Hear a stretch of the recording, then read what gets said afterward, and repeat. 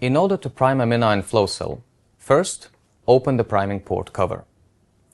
You will see that this area here is of a lighter color than the rest of the channel.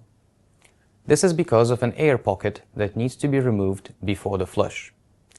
To remove this air pocket, use a P1000 pipette to withdraw a few microliters of buffer by either raising the plunger gently or twisting the plunger like so.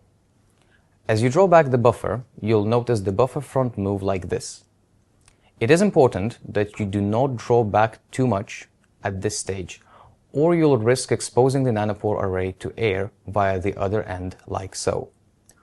Once we have removed the air pocket, we load 800 microliters of priming mix through the priming port using a P1000 pipette.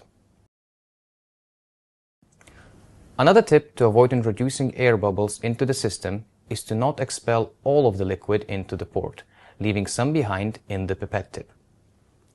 After the flush, we wait 5 minutes and then open the spot-on tab. Next, we load 200 microliters of priming flush through the priming port whilst keeping the spot-on port open.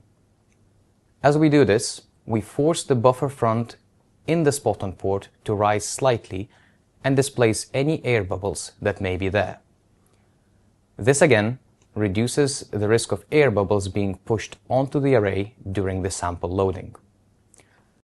The library needs to be loaded onto the flow cell immediately after the second flush.